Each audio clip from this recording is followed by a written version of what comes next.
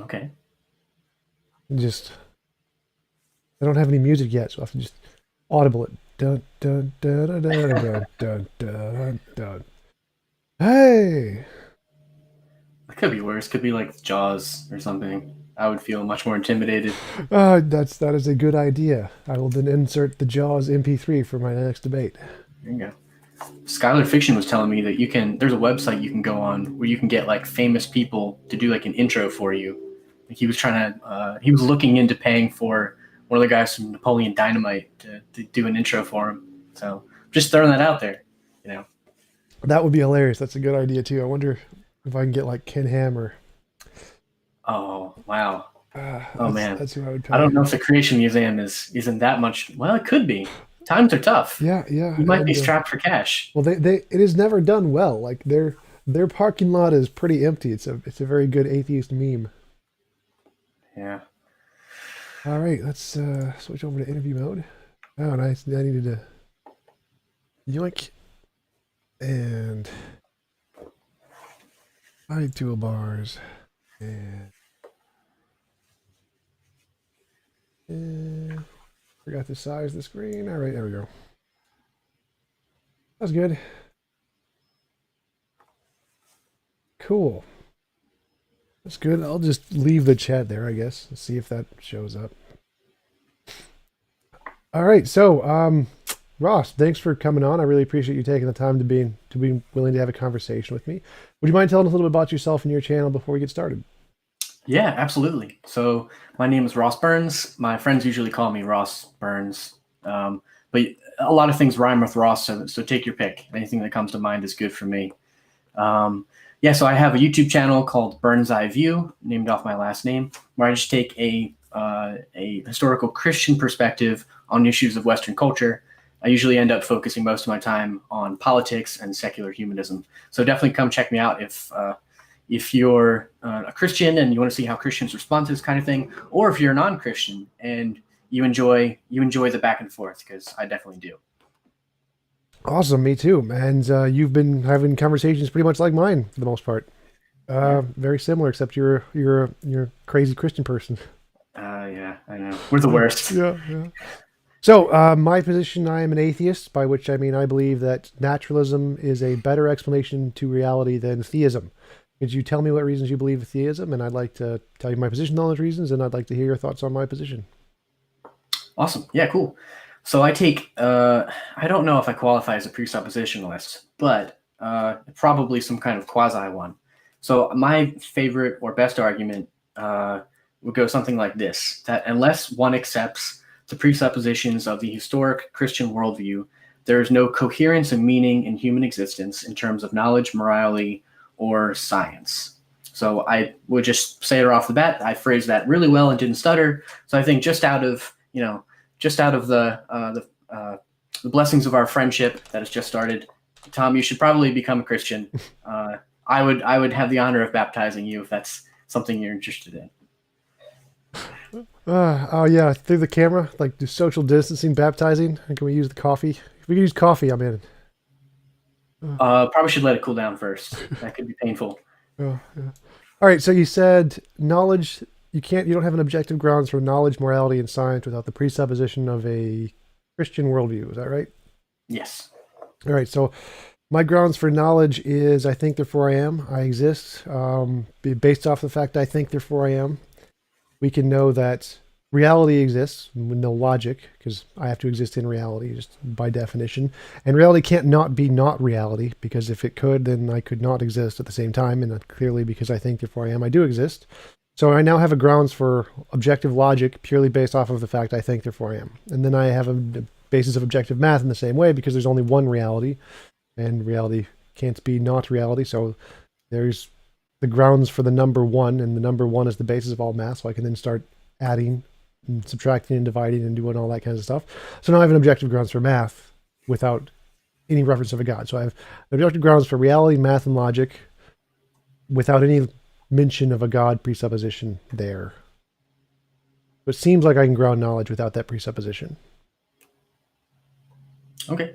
I also said morality and science, but do you want to take them kind of in stride, like Yeah, do just one at do a time? one at a time. probably the best idea.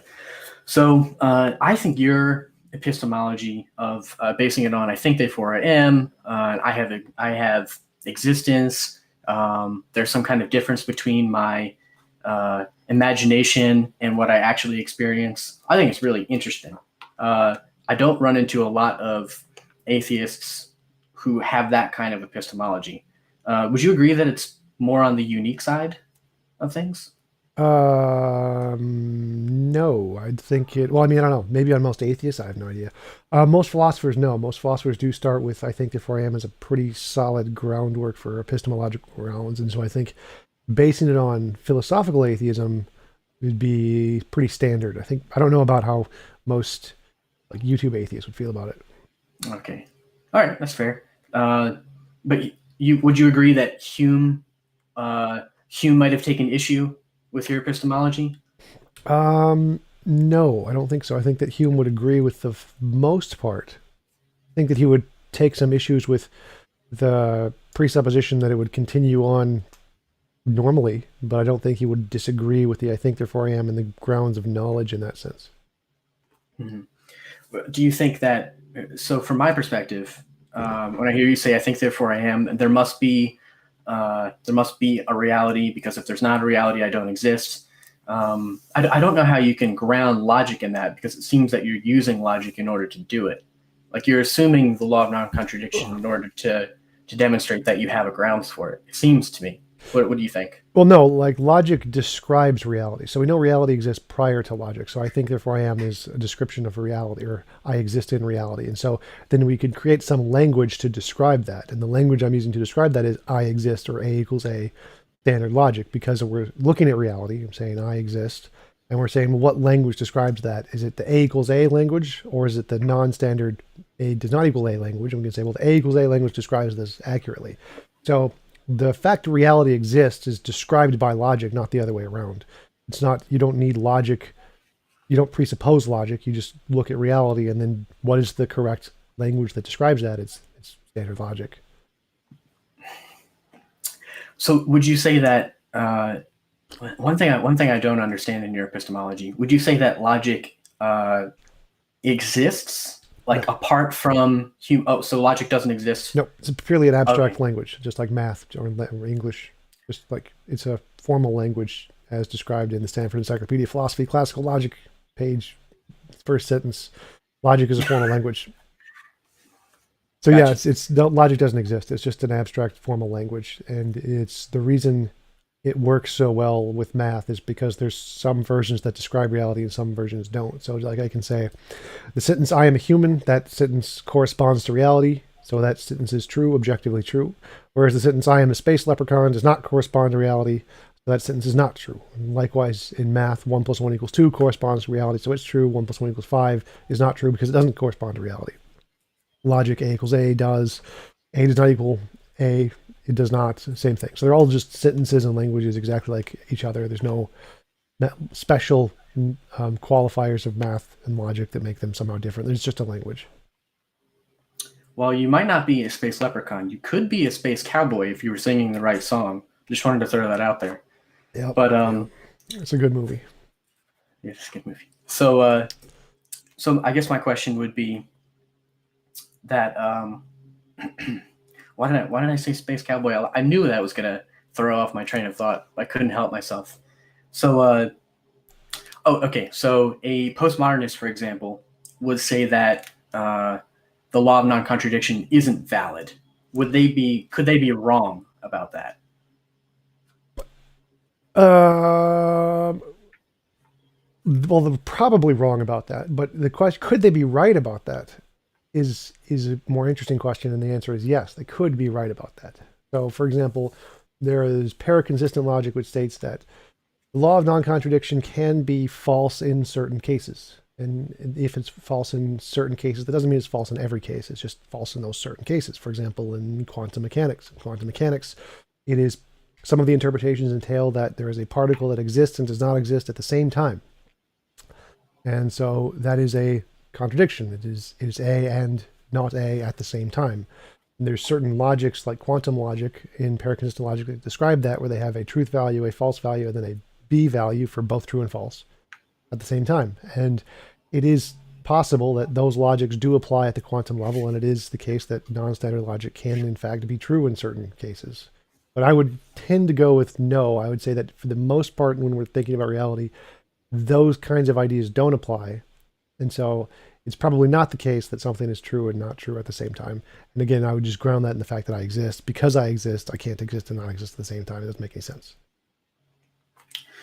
I guess another question I would have, does so no, I don't want to mess that up. So with knowledge, does the possibility of knowledge require something like the law of causality? No. So your epistemology functions, I guess, would it be fair to say, independent of the law of causality? As far as I know, there is no law of causality. I don't think that's a thing in any philosophy. That like one event, events are caused by other events?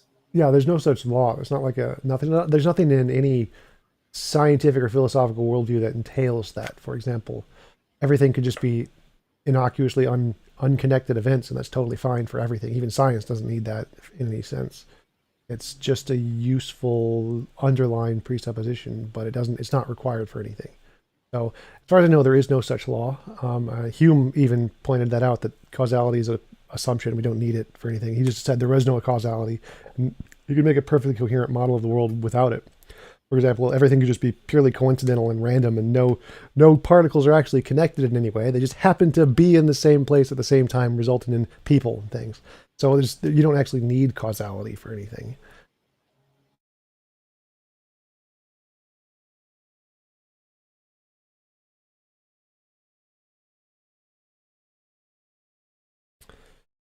Oh, you lost connection. Are you still there? We back? Yeah. You lost connection for a bit. That was weird. Okay. Yeah. So did you hear my response? Yes. Okay, cool. So if there isn't any inherent reason for why events happen, then I don't understand how you could have knowledge of anything, knowledge or predictive knowledge of anything, if there isn't any reason why things happen. Well, I'm not describing anything that's happening. I exist. Right. So I'm not actually saying because I exist, there is this other causal interaction somehow, or my existence causes some other thing. I'm simply describing the fact that because I exist, here are the other things that I can also know from that. For example, I exist, therefore reality exists because I'm in reality. And there's only one reality, and it can't not be itself. So there's A equals A, and there's math. So I'm not actually describing any causality there at all. The causality would come later when we say, well, we can see interactions and they seem to follow a pattern on just purely inductive grounds, but that's not the ground of knowledge. That's all irrelevant to the ground of knowledge. The ground of knowledge is just I exist. So I don't need that. Mm-hmm. I don't need causality or induction to ground knowledge. I could just grant like everything could change in 5 minutes. I could stop existing, totally fine. But that doesn't stop my ground of knowledge, which is just right now I exist. Mm.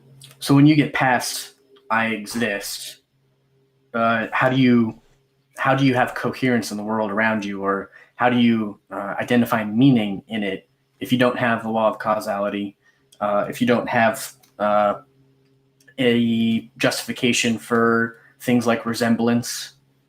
How do you get from I exist, which I agree does seem like something that if anything is a reasonable thing to believe, it does seem like that you exist. So given that, how do you get from any kind of knowledge about the world around you without things like the law of causality or resemblance or things like that? Well, those aren't laws, but yeah, you would use those inductively to describe reality after the I think therefore I am. So you would start with I think therefore I am, and that grounds knowledge. So you don't need any of those to ground knowledge. But then when you go, well, I want to go further than that and say there is an external world, things in the external world interact, there is gravity and physics and science and stuff. That's when you would add in causality and inferences from the best explanation, and induction and abduction and evidence and empirical evidential stuff. That's when you would add those in. But again, that's separate from the question of can you ground knowledge, because I can ground knowledge without any of that stuff. That stuff is all secondary when talking about the world. So just the first claim of can you ground knowledge without a God, it seems like you can. It seems like you can just ground it with I think, therefore I am. Mm-hmm. Would you see, does it seem reasonable? Yeah, I guess I should be more specific on what kind of knowledge I mean. Because I agree, it does seem like you can ground knowledge that you exist and that you're having some kind of experience. If there is some kind of argument to that, I don't have it ready on me. So going out from that with things like morality or science, how do you ground any kind of knowledge of what is good or bad or true or false outside of the fact that you exist? All right, so those would be more complicated arguments. So the true and false thing would be grounded in the I think therefore I am. That's a part of logic. But the morality thing would be grounded in our moral intuitions, moral progress, answering moral dilemmas, solving the problems in philosophy, in the problem of the field of ethics about morality, like the is-ought problem, fact-value distinction, G.E. Moore's open question argument. So how do I ground morality? There's lots of different ways in philosophy to ground objective morality. Some of them are utilitarian consequentialism, Platonic moral Platonic objects, Mignoinian objects. There's all kinds of theories in philosophy that qualifies objective models of morality. The way I do it is I believe that morality is an abstract object, kind of like a triangle, and sentences, like I mentioned before, so it doesn't exist. It's just an abstract, like logic and math and English. It's just a thing we've made up in our heads. But some of those sentences are objectively true because they describe reality, and some of those are objectively false because they don't describe reality. And so there can be sentences that describe reality that are about morality. And so we can have moral sentences that are objectively true and moral sentences that are objectively false because they refer to something. So like a triangle, a mathematical object, it is objectively the case that the angles add up to 180 degrees. It has 3 perfectly straight sides. And if you describe a triangle differently, it's just not a triangle. So it is objectively the case that sentences that correspond to a triangle are true. They're objectively true. And so I'd say that there is an abstract object, like a triangle, which is the best of all possible worlds. And there are sentences that can correspond to that are true, just like there are sentences that can correspond to a triangle and be true. And so I ground morality in this abstract object of the best of all possible worlds. And that's my objective grounds for morality. Can you describe a little bit more what you mean by the best of all possible worlds in terms of morality? Sure. So when I look at moral progress and we see societies change over time, they seem to be changing in a specific direction. So you can like plot out all the different changes, like accepting gay rights, women's rights, being vegan and vegetarian, not killing animals as much, abolishing slavery. You can just take all of the different things that have changed over time and plot them out on a graph and then draw a line connecting the dots, see where does this go?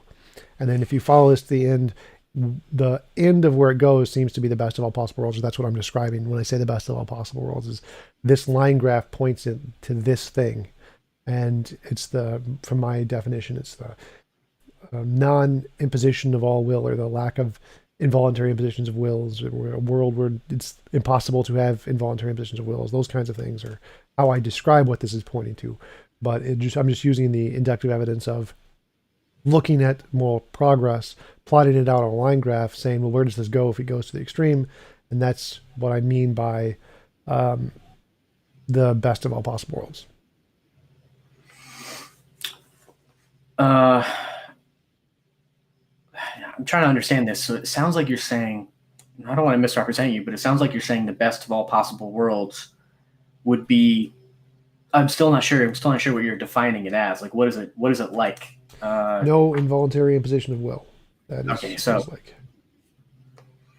so no involuntary imposition of will. Do you agree that sometimes the right thing to do is to involuntarily impose your will on someone? I think sometimes it's justifiable. Sometimes it's the pragmatic thing to do, but I don't think it's ever the moral thing to do. I guess I would have a question like, what about like self-defense or a judge or a jury holding a criminal accountable? Yeah, things so like that. So self-defense, again, it's pragmatic. So if I kill some person to stop them from killing me, that's a justifiable action. So I have restricted their will without their consent, because if I didn't, they were going to restrict my will without my consent. Now, that's not moral. It's not moral for me to do that. I just killed a person. I did restrict their will without their consent. And so that is an immoral action I did. It's just not, it's just justified because if I didn't do that, there's some other consequence further down the road. But like if we compare what would be the moral thing to do in that situation, if you take the absolute non-violent route of like Jainism or Buddhism and just, or Jesus and just turn the other cheek, that would be a morally superior thing to do than to kill that guy for trying to kill you. So the morally superior thing to do is to not kill him and just let him kill you. But killing him is a justifiable thing given the fact that there's a consequence if you don't do it. So even in our pragmatic world, it's justified to kill someone in self-defense, but it's still immoral. It would still be better, like if we like followed that line graph to the end, to the best of all possible worlds, where it's impossible to have any involuntary imposition of will. It would still be wrong to kill him because it's still an involuntary imposition of will. So it's not the most perfectly moral thing that can be done, but it is justifiable to kill him in self-defense. Same would be judges and juries, same thing. It's I hear what you're saying. It seems kind of like a presupposition. I don't see a justification for it to assume that a person, the violation of a person's consent is a bad thing. Well, that's an inductive argument. So again, I'm using the evidence of the moral progress, plotting it out on a line graph, drawing a line and saying, where does this lead to? So that's an inductive argument. It's not a presupposition. I'm just looking at the evidence and going to where it leads. Can you say that there is anything inherently bad about a certain variety of apes suffering? That is also based off of inductive evidence of like moral intuitions. So moral intuitions and moral progress would lead to the conclusion that that is the case. But I would say it's true of all consciousness, not just apes. Well, I see. Yeah, but I'm not sure. It seems like the ground. It seems like the grounding. Why can't I make, I guess, an inductive argument based on the fact that people are made in the image of God and we have commandments from God and that kind of thing? Why can't I make an inductive argument starting with those things from a Christian perspective and have just as valid an argument? Well, you could definitely start with that presupposition, but again, my argument here is that you claimed that you can't ground knowledge, morality, and science without a presupposition of God, and I'm just showing that you can. Here's my way of doing it, and I don't presuppose God, and I can ground these things perfectly fine. So I'm not actually arguing that you can't, not at this point. I'm just trying to show that you can justify it without a God. What if I had an inductive argument starting with the premise that all Hutus are valuable, but Tutsis are not? So it's okay to violate their. But that's not inductive. That's deductive. Okay. Starting with the trying to frame it in an inductive sense.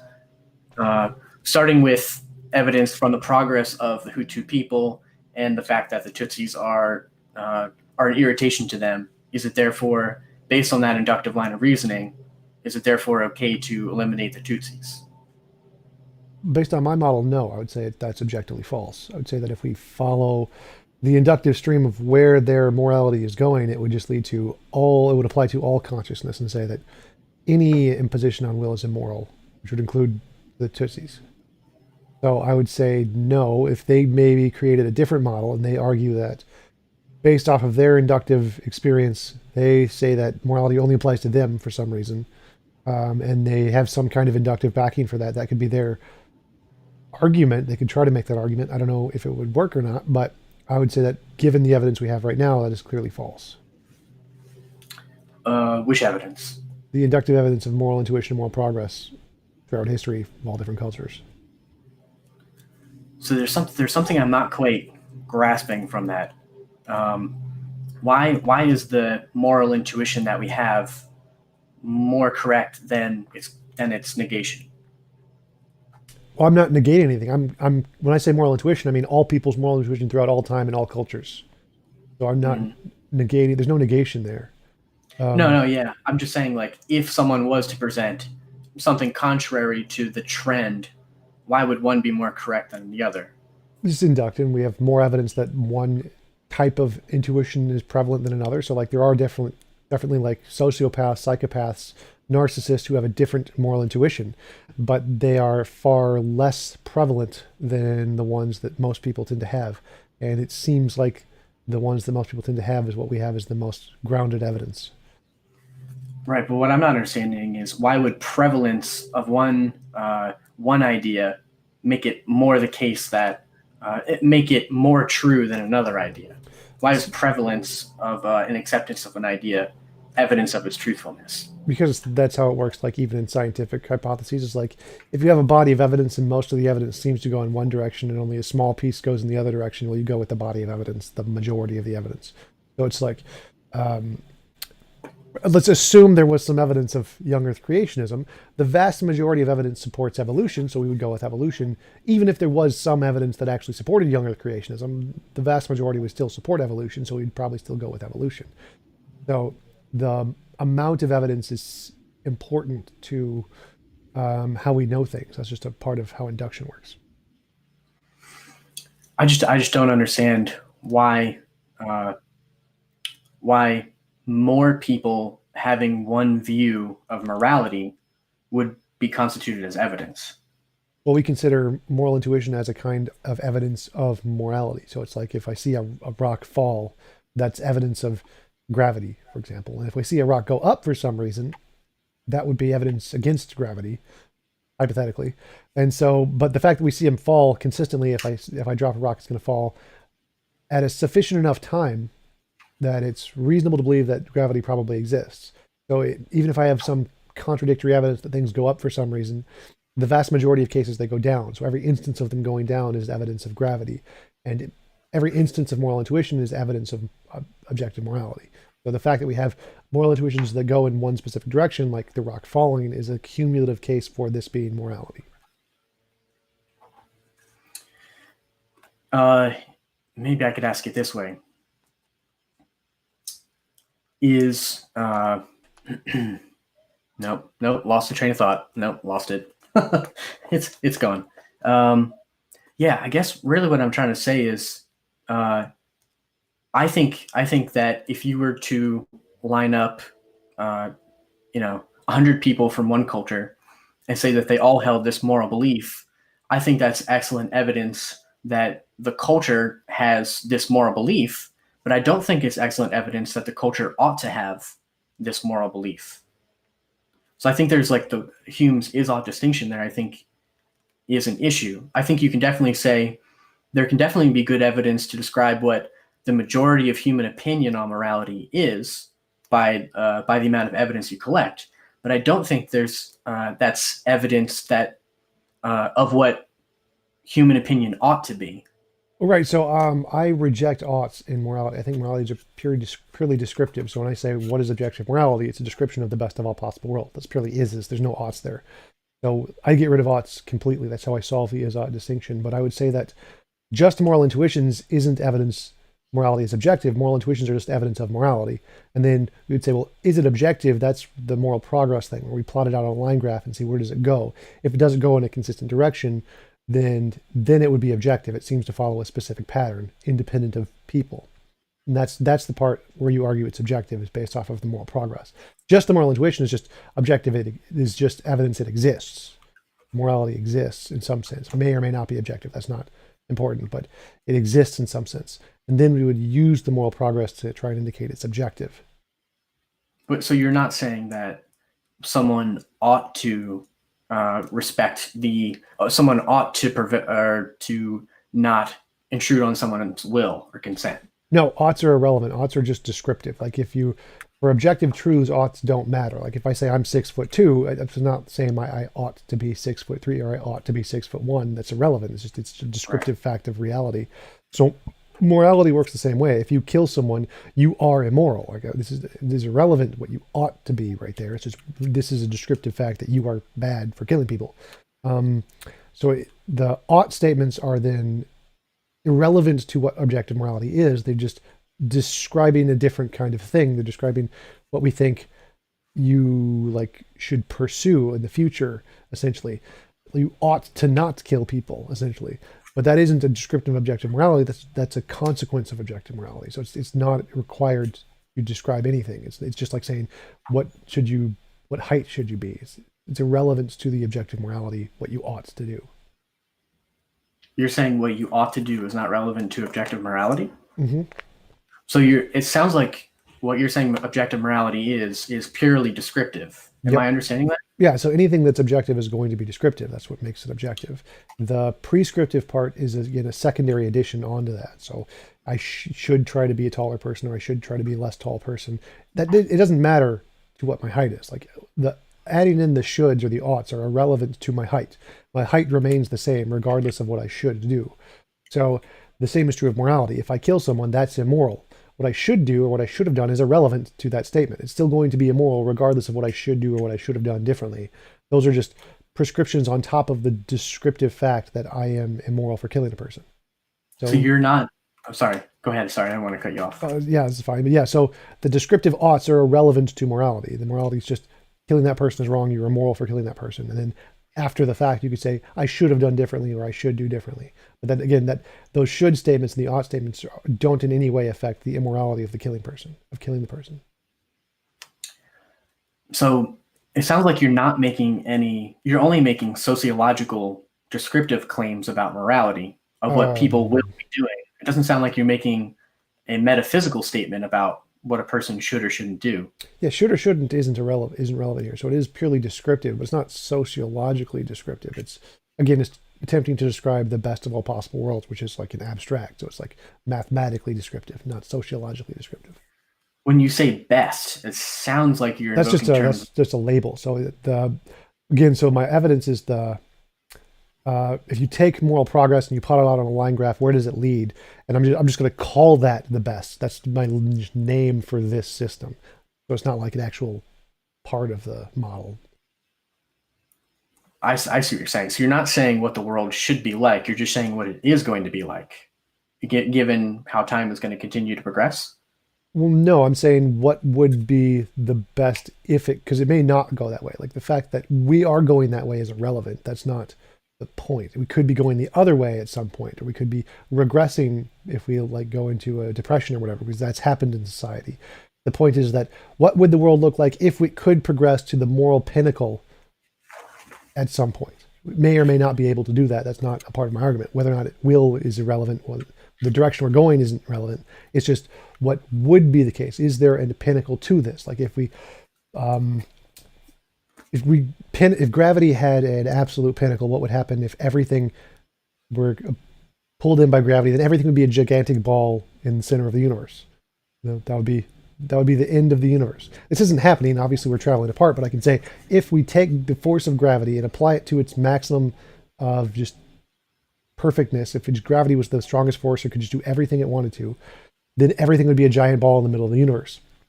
Now it can't. But that's not relevant to the argument. The argument is just stating, if we take this force and apply it to its maximum, what would happen? So I'm doing the same thing. I'm saying, if moral progress was applied to its maximum, this is what it would be. Whether or not the world is actually going in that way isn't relevant to the argument. Okay, I see. One more question I would just have would be, it sounds like you're saying that the collective well-being of all conscious creatures, is that fair? Conscious creatures or just humans or all living things? So basically I'm asking, are you a Hindu, a Buddhist, or a Jainist? So I wouldn't say well-being, I would say consciousness. So I'd say conscious consent is the most important thing of all conscious things. Anything that's conscious should have that moral agency applied to it. It's not well-being though. Well-being isn't consciousness. Conscious consent. Okay, but of all creatures capable of conscious consent should have the ability to exercise their conscious consent without intrusion. Yeah, if they have, I don't know, capable, because capable would mean, is there some way you can form them in such a way that they would have consciousness? So I would just be, if they have consciousness, they are moral agents. So yeah. Okay.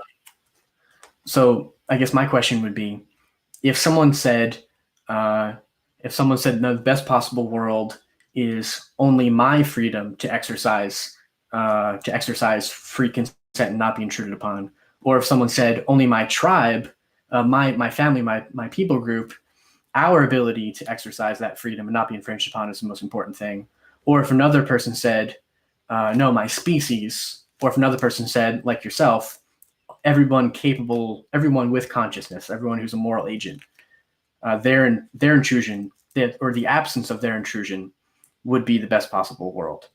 How do you know that one of the four of those are correct? Well, all three of the four of those things have one thing in common, which is there is one set of consciousnesses here, and there's one set of consciousnesses here, and we're saying this one gets the moral properties, but this one doesn't. And the difference in my case is that all of the consciousnesses get the moral properties, and the non-conscious things don't get the moral properties. And the fact that why that's more reasonable is because of evidence. We have evidence that moral things have these, or that conscious things have the moral properties, given our moral intuition, moral progress. We don't have any evidence to show that rocks have any moral agency as far as we can tell. They may in the future, and if they can, I'm happy to say my model was wrong. That's okay. But as far as we can tell, there's no inanimate objects that seem to have any moral properties. And so it's reasonable to conclude that this only applies to consciousness for the time being. Yeah, so I guess my question, I agree about the rocks. They don't seem like they're thinking too carefully.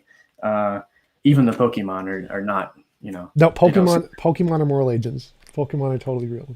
No dream question. All Pokemon. All Pokemon, except Pikachu. Pikachu's, no one cares about Pikachu. Oh, geez. Okay, I thought we were going to agree on more things, but no, this conversation has just, it's gone down the tube. Oh, man. Okay, well, if I can try and put that aside and move on. Oh, man. No, but I guess how would you know that the exclusion of moral agents is a bad thing? Like if someone said, well, yes, we should definitely value the consent of the important moral agents like me or my tribe or my species. How would you know that they are wrong about what they're saying? Would again be evidential based off of moral progress and moral intuition. The fact that it seems to be the case that as time goes on, we include more consciousnesses, we don't restrict any, and we don't have any reason to think that we would ever stop restricting any. It should just apply to all of them. Okay. I guess that's all. I've been asking you a lot of questions. Do you have any questions for me as far as this goes? Sure. So your argument at the beginning was that you can't ground knowledge, morality, and science without presupposing a God. And it seems like I can ground knowledge and science without presupposing a God, or not knowledge and morality.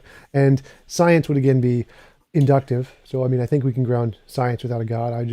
I could make an argument for that, but I did just go with most scientists are atheists, and they ground science purely based off of inductive physicalism, and that seems to be fine with them.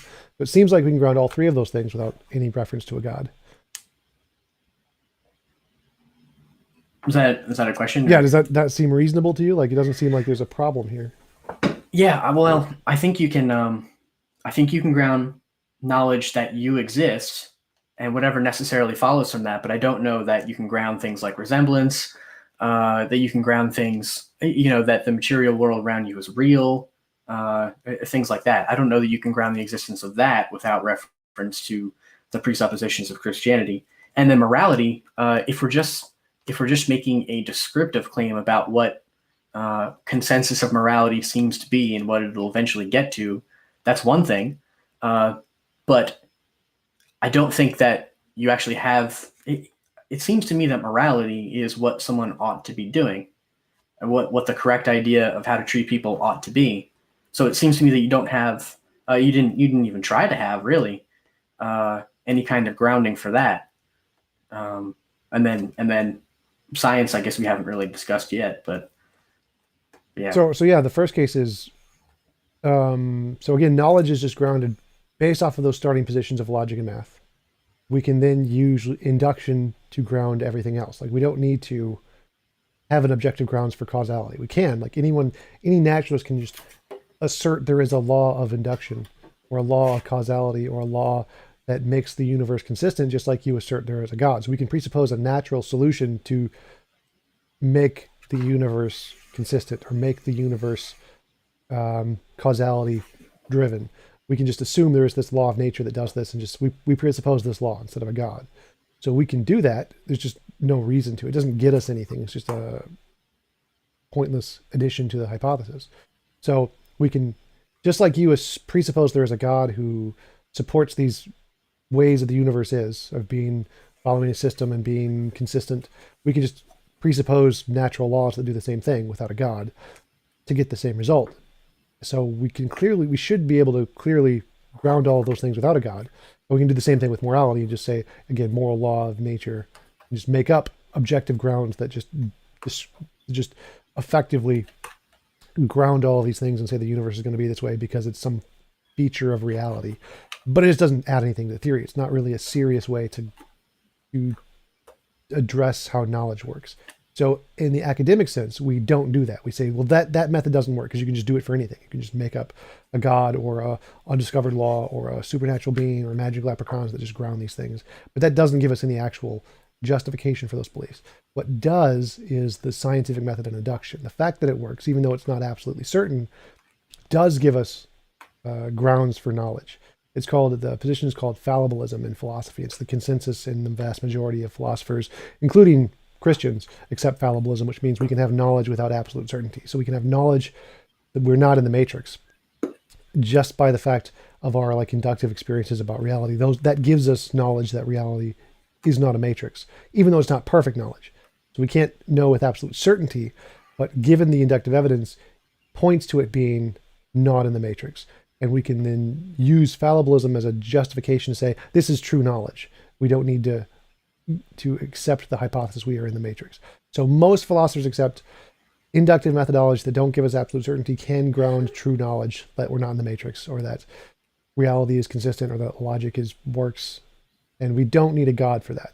You can just insert whatever grounds you want to justify those things. God isn't necessary.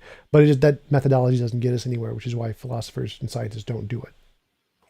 Why would asserting a natural law be able to get you any of those things? I don't see how a natural law akin to gravity, for example, would be able to tell you that the laws of logic exist, or that there are objective moral duties that exist apart from whether you believe them or not. I understand from a Christian perspective why that would be a coherent thing, because we have a personal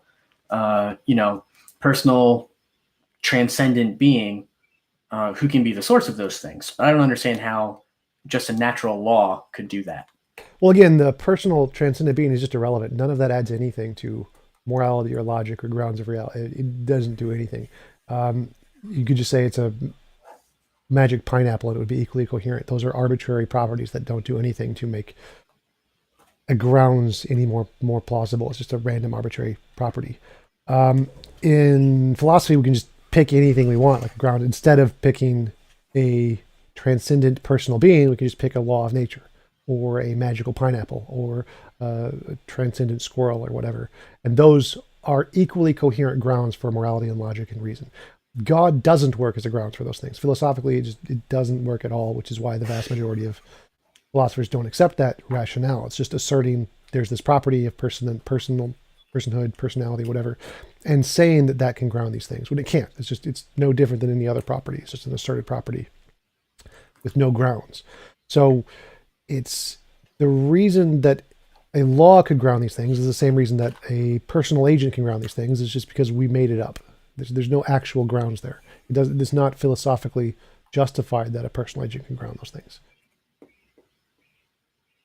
So, I would disagree. I think that a personal agent can ground those things because, as far as we can tell, at least, persons are the ones who experience morality in abstract ideas and concepts and things like that.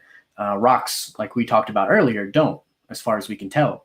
So putting a transcendent rock or a transcendent squirrel doesn't seem like it has the same kind of explanatory power as a transcendent personal being.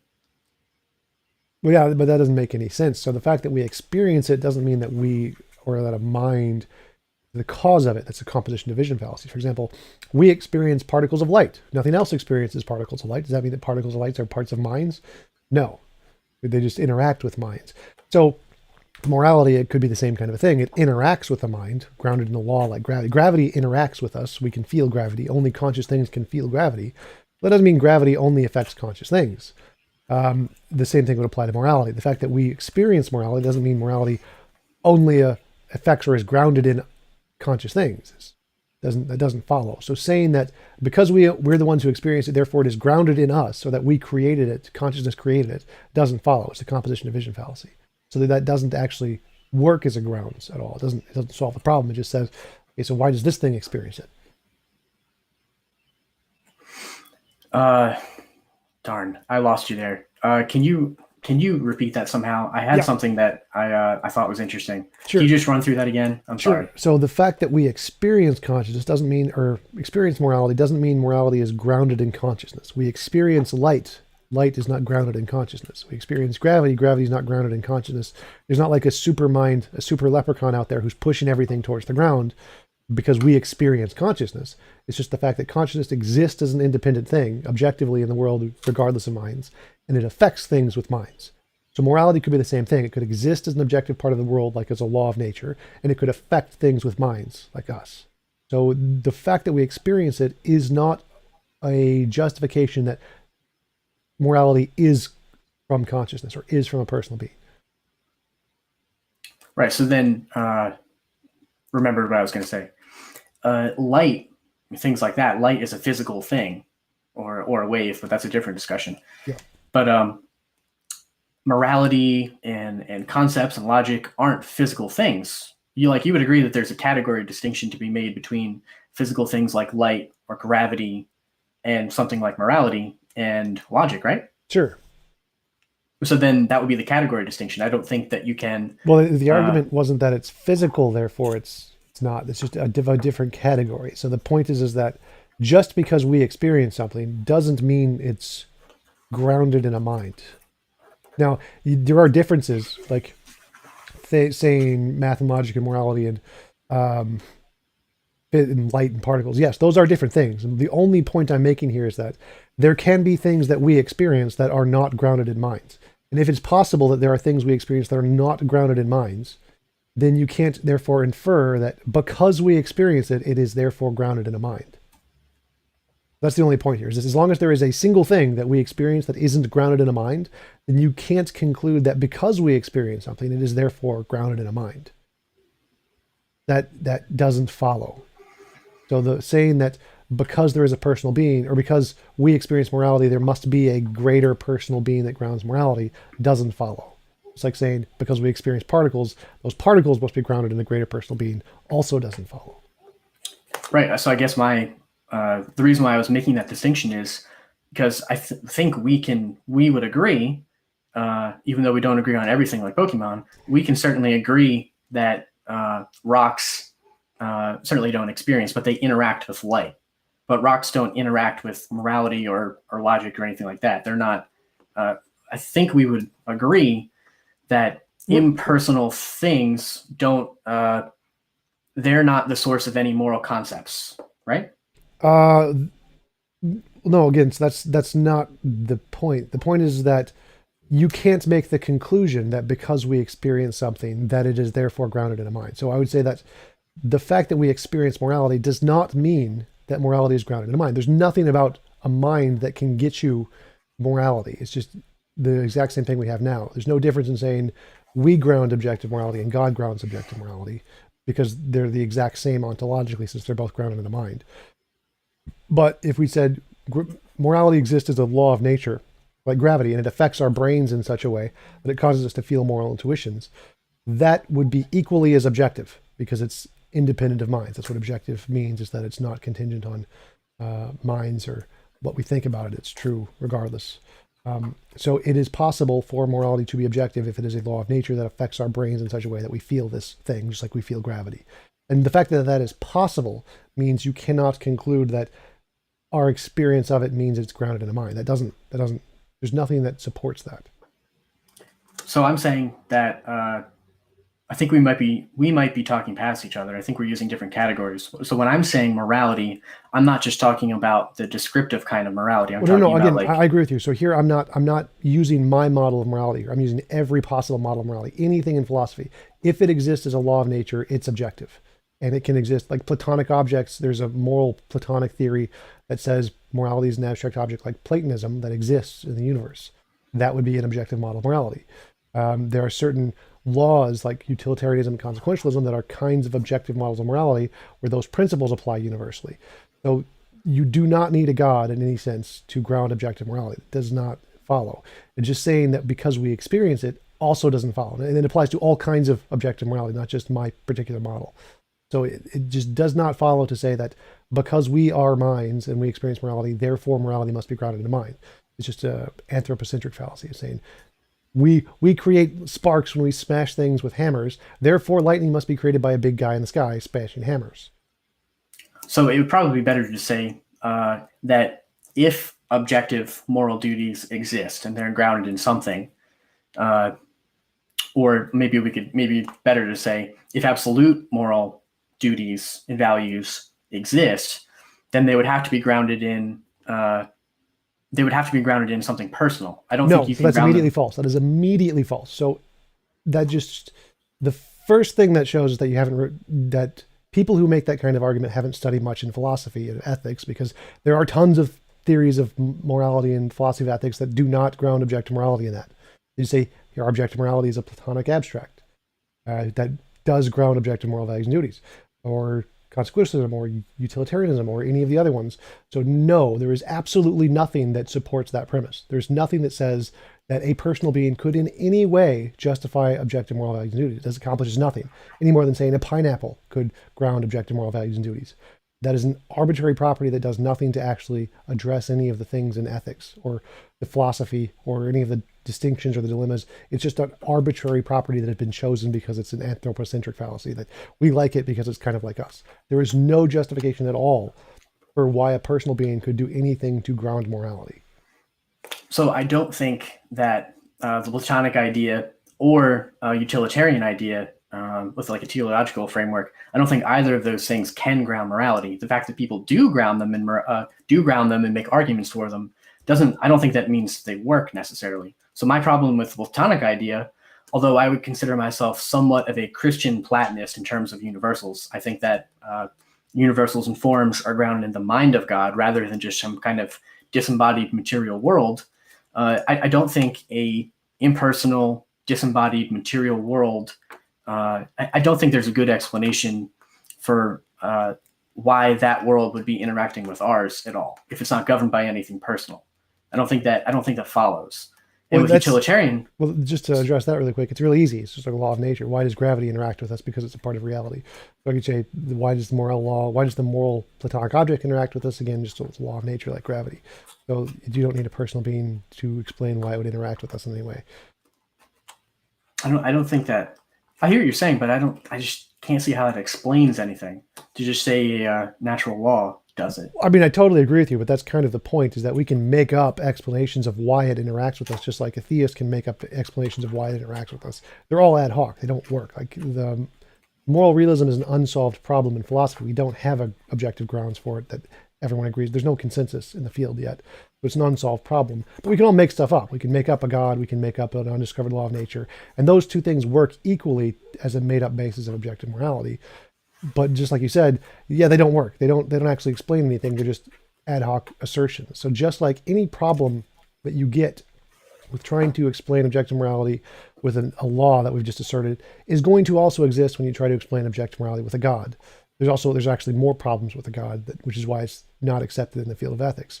So, I mean, I understand that you don't accept that Platonism could work as an objective morality, but again, you would be disagreeing with all of the experts in the field of philosophy to say that somehow a God does when Platonism doesn't. And any reason you apply that Platonism can't, a God can't for the same reason. So if you just want to go against all of the experts in the field of philosophy, I mean, you can do that, but I'm just going to reject your hypothesis and I'm going to go with the people who actually really understand the field. Well, Tom, trust me, I have a YouTube channel, so I'm technically an expert too. Yeah. So I stayed in a Holiday Motel one time. Well, I do have a bookshelf. So oh God, I have it. My chair though, the chair. Come on. It does look very comfy, I have to tell you. But no, I mean, I would certainly say that the Christian, at least many Orthodox Christian philosophers, and ethicists would ground in that kind of thing. Certainly, I mean, I would agree that perhaps some Muslim ones as well, but no naturalistic or atheistic philosophers would do that. But I think they do that, well, for other reasons. Well, yeah, I mean, I totally agree with you. That's kind of the point, is that just as you assert that God can act as a grounds of objective morality, Platonists assert that the Platonic objects can act as an objective grounds of morality, and neither of those are supported more than the other. They're essentially just assertions. That's why objective morality is an unsolved problem. We don't know what actually solves the problem, but we do know that there are lots of problems with anything that's asserted to solve the problem. So just for the same reasons you say Platonism can't work, theism also can't work. So the difference, again, which you might not appreciate, but I found that the best way to win an argument is to just keep repeating things and ignoring what the other person says. So damn you, Darth Dawkins. Yeah, well, but I do think that what's the thing I'm looking for? The trait or the characteristic of personalism or personhood, I think, based on our experience, is a better indication, because we can say that persons are the ones who entail moral propositions, and from our experience, and nothing else does. So it seems like the best explanation would be, if there is an objective ground for morality, it could be personal. Like, that would be an acceptable explanation in a way that Platonism couldn't be, because Platonism ultimately reality isn't personal. Well, yeah, so that seems to beg the question, because we don't entail moral propositions. Like, that's a bad choice of words. But yeah, so it doesn't, morality applies to us, but we don't, like, it doesn't come from us. Like, we couldn't say that my consciousness creates morality. That doesn't make any sense. Like, or moral propositions or something like that. Right. So, or just to say it in the more general sense, like, would you say that I can ground morality? Can my existence alone ground objective morality? No, because you're not transcendent. Right. So all of the experience that consciousnesses we have can't ground morality. So because they're also not transcendent. Right. So all of the evidence we have right now is of consciousnesses that cannot ground morality. We have no example of a consciousness that can ground morality. So it seems, so it seems like consciousness can't ground morality. You're saying something else does. It's this transcendent thing. Then you also add consciousness to that. You say, well, it has to be conscious and transcendent, but that seems to be an arbitrary addition there. Like, we know it can't be just consciousness. It has to be the transcendent thing.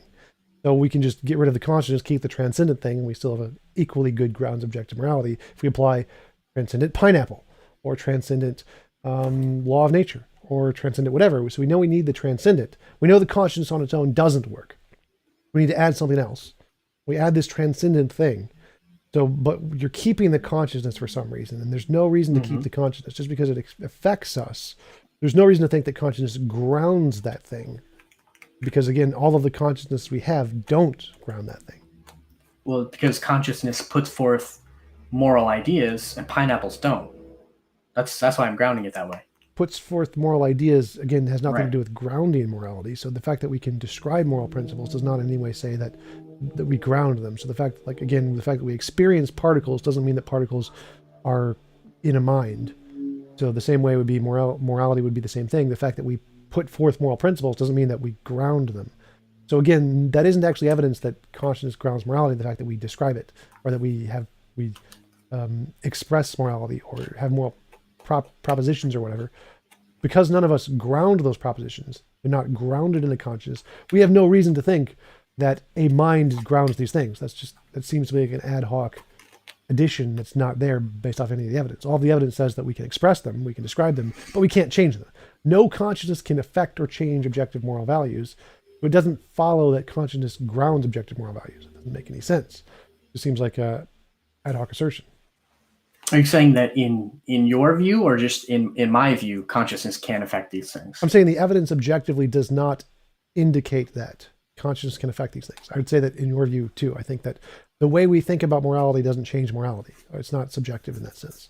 So our consciousness cannot affect objective morality. It can't like change. I want objective morality to be, give me chocolate. And if you don't give me chocolate, it's objectively moral. Our consciousness can't do that. It can't change morality in that sense. So there's no evidence at all that consciousnesses can affect the ground of objective morality. There's no evidence that there's no connection between consciousness and the ground of objective morality. That's purely ad hoc. Well, I would agree that objective morality doesn't change.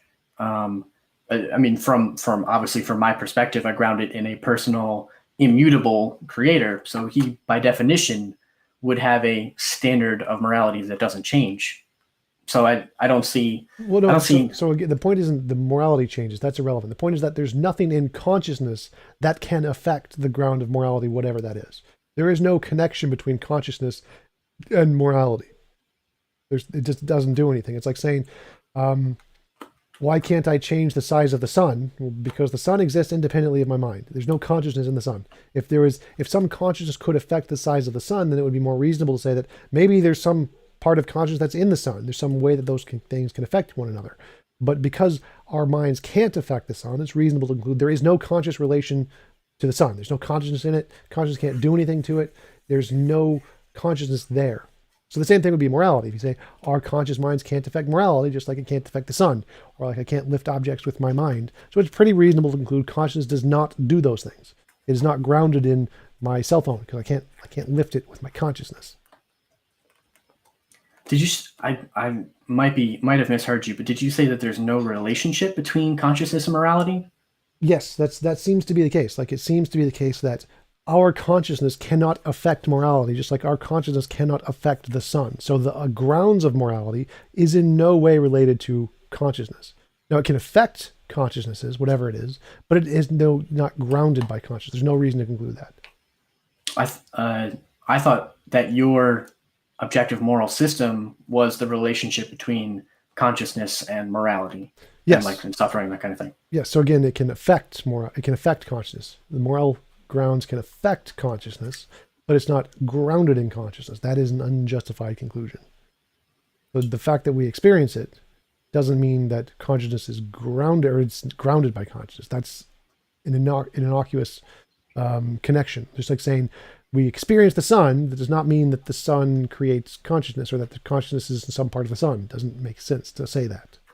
In effect, why would the fact that I can't ground morality mean that a transcendent personal creator couldn't ground morality? Oh yeah, that's totally fine. So I totally agree there. The point is that no consciousness we ever know of could ever act as a grounds for morality. We have no basis to conclude that any kind of consciousness can ground morality because we have no connection between those two things. Like if I said a pineapple can ground morality, we have no connection between objective morality and a pineapple, or gravity. We have no connection between pineapples grounding gravity. Like there's no connection between those two things. It's just like there's no connection between grounding consciousness and morality. There's no evidence that any kind of consciousness could ground morality. None of them do. So the same problem arises when you say consciousness can act as a ground of morality as when you say a pineapple can act as a ground of morality. There's no evidence to support that. So to ground morality, you need to go beyond consciousness. You need to have this transcendent property. That thing can potentially ground objective morality. It needs to be above consciousness. But then you're also adding in consciousness there for no reason. Like it doesn't do anything. We know we need the transcendent one. I agree with you on that. We don't have any reason to include the conscious one because there's no evidence that consciousness has anything to do with grounding morality. That's the problem. Just like there's no evidence to say that humans have anything to do with grounding morality or that pineapples have anything to do with grounding morality. There's no connection between those two things. It's just an assertion. Would you say that conscious creatures interact or have a relationship to morality that pineapples don't? Yes, we interact with it. Where does morality in your worldview come from?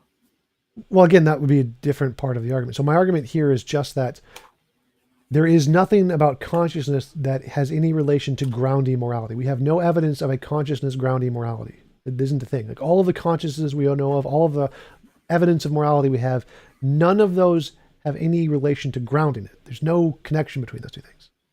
That's the problem. So I'm trying to draw out the connection, the connection that I see. So in your worldview, where did morality come from? Like where is it? Like how do we know that it exists? If in the sense that you believe it exists. It came from evolution. We know it through moral intuitions and moral progress. When you say we, I assume you're talking about all humans. Conscious. Yeah. Right. But that's my point. Like, that's where morality comes from conscious creatures. Again, so that's how we know of it, but that isn't where it is grounded. So you're conflating different ways of comes from. So our understanding of gravity comes from evolution. Gravity does not come from evolution. So concepts, morality is a concept. Would you agree with that? Yes. So then concepts only exist in minds, consciousness, right? Yep. So again, logic and math, triangles did not come from humans. We describe triangles, like there are certain statements of English that correspond to reality, and those are statements that are true. This reality doesn't come from the mind, though. The sentences come from the mind, so our moral sentences, our expressions of morality come from minds, they're abstract. But the morality itself does not need to be abstract. The abstracts just describe the morality. That's what makes it objective. So the morality came from evolution, just like logic and math came from evolution. But logic and math and morality describe something in reality independent of where it came from. Now, see, I don't understand. It sounded like you were saying that logic, math, and morality exist outside of our consciousness. No, they only exist in our consciousness, but they describe things that exist outside of our consciousness. Right. So if they only exist in our consciousness, that seems to kind of help out my argument. That's what because they don't exist in pineapples. No, again, so like triangles only exist in human minds. There are no triangles anywhere in the universe, but they describe a relation in reality. So the relation in reality is, again, abstract, but it's still a part of reality in that sense. So it's not in minds. Minds don't ground triangles. They're not, triangles don't only exist because minds imagined them to exist. They are an objective relation descriptive of reality, and that part is what matters. That's what makes it objective. So are you saying that things like triangles and logic and morality, are they things that we discovered, or are they things that we created? We created them. That's the point. We create a language, and that language corresponds to the way reality is. Mm-hmm. So even though all of the language is made up in our heads, it still refers to something that isn't made up in our heads. Mm-hmm. So with morality, are you saying that morality doesn't just exist in our heads? Yes, that's one of the cases, that you cannot conclude that morality is purely mental just because we experience it. It could just be like gravity. It could be a thing out there in the universe. What do you think? Do you think it's a thing out there in the universe? No, I think it's abstract. So I think it's like logic and math. Okay, but so we're describing something that's happening in real life, but it just exists in our minds. So again, so the only argument I'm making here is that you cannot conclude that in any sense that morality is grounded in consciousness. That is totally unsupported, just like saying morality is grounded in a pineapple. The fact that we experience it does not justify that conclusion. And I can prove that just by saying we experience gravity. Gravity is not grounded in minds. There are examples that the fact that we experience something does not mean it's grounded in a mind. So my personal case, I do believe it's grounded in a mind, and that's totally fine, but it's not based off of that reason. So that reason fails.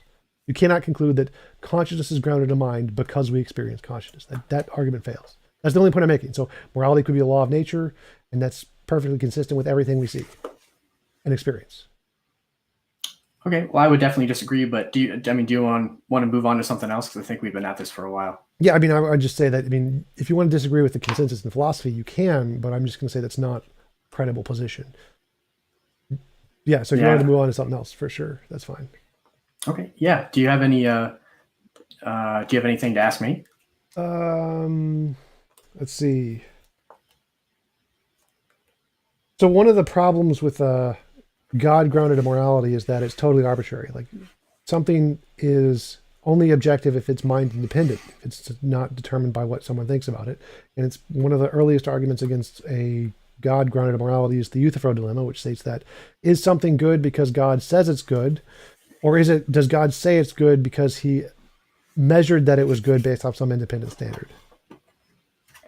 And then I'm sure you're aware that Christians have historically responded that the nature of morality is inherent in God's nature. So he's not referencing something else, and he's not arbitrarily determining something. It's consistent in his character, which is especially relevant in the historical Christian position of Trinitarian God, which something like a Unitarian God in Islam it's kind of hard to say how they could ground something like relations between persons. Like, where did that come from? Did God at some point learn that? So within a Trinitarian model, it would be consistent with God's nature eternally for morality to exist. So it wouldn't be something he's arbitrarily saying is the case, and it wouldn't be something that he's learned. It's just inherent in his nature. Okay, well, that doesn't help the problem at all. So it's a deductive problem that says if morality is based on consciousness, it's arbitrary, and if it's based on something other than consciousness, then it's independent of consciousness. So you can say if it's grounded in his nature, that's fine, but then you don't need his consciousness. You can just get rid of the consciousness, and it's grounded in his nature, and you don't need a consciousness to ground morality.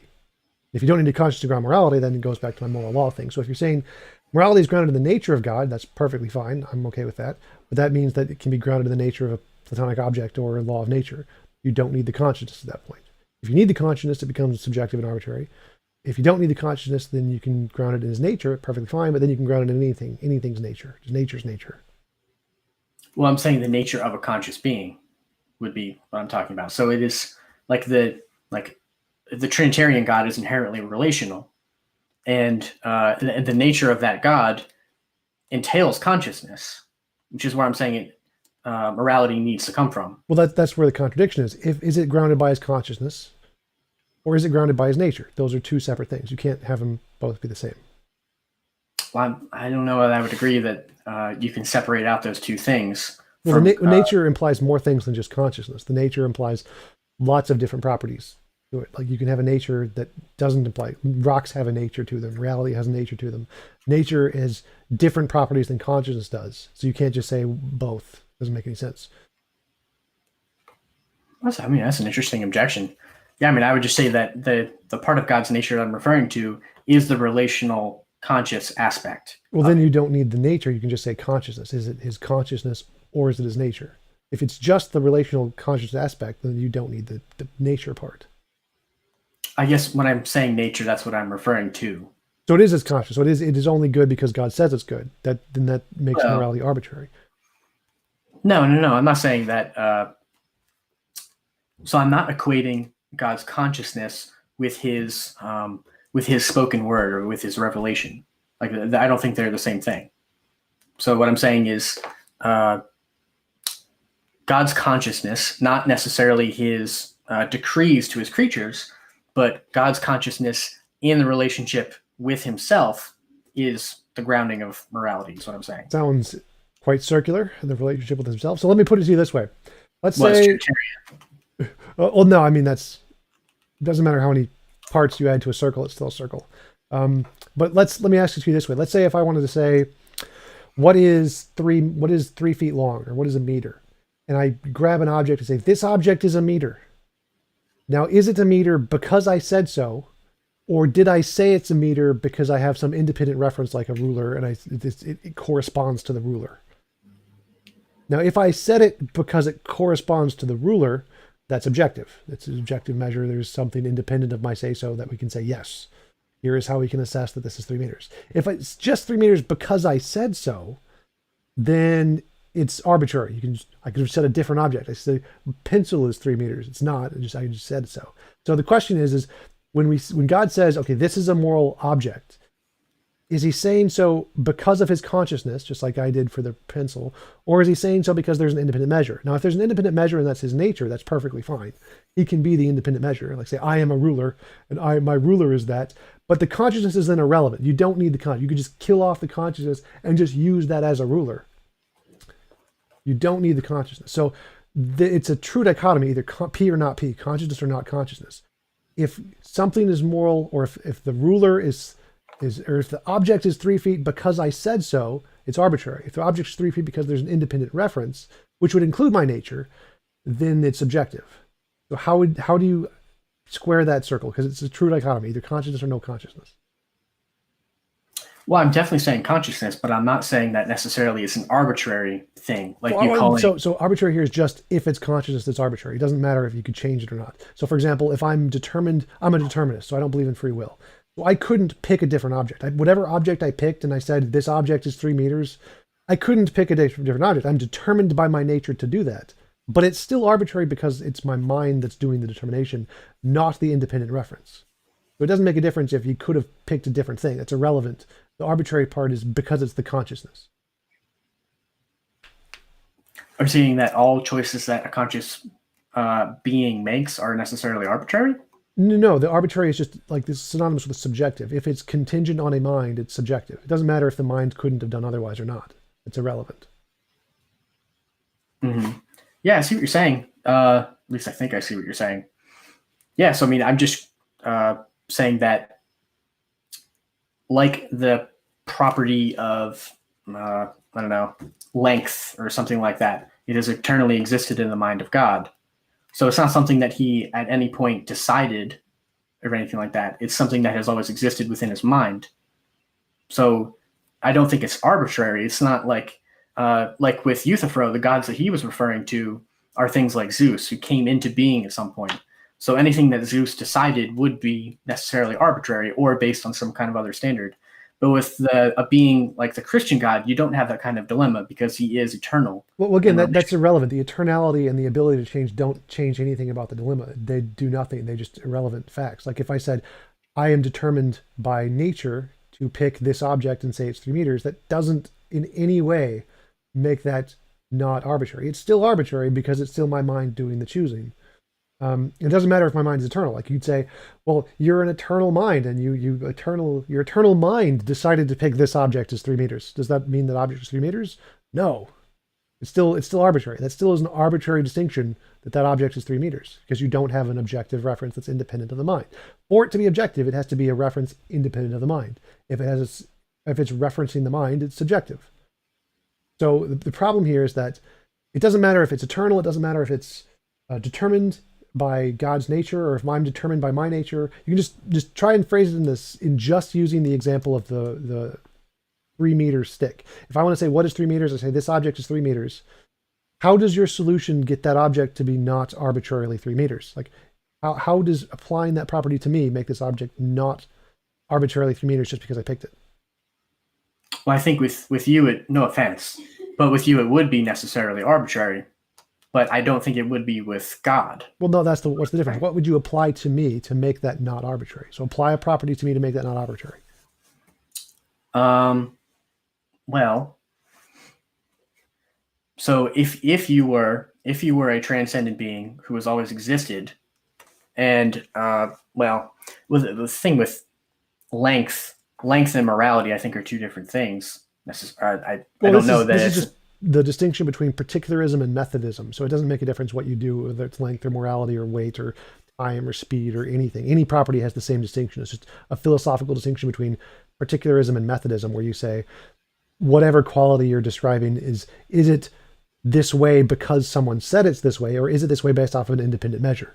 And if it's this way because someone said it this way, it's always going to be subjective. It doesn't matter if it's the property of gold or how many what is weight, or what is a heap, or what is pretty or beautiful. It's always going to have that same distinction. So the difference between length and morality doesn't matter to the analogy. So you can just change it to anything you want. You get the same dilemma. So the question is if something is gold, essentially, and I said it's gold because I like it. I like this object. This object is gold. Or I said it's gold because there's an independent measure, like it has 56 protons. I don't remember what the atomic number of gold is, but if it has 56 protons, that's what makes it gold. So there's an independent standard that makes gold objective. Or is it gold just because I said so? So that's the question about morality. Is it morality because God said so, or does it have some independent measure that makes it moral?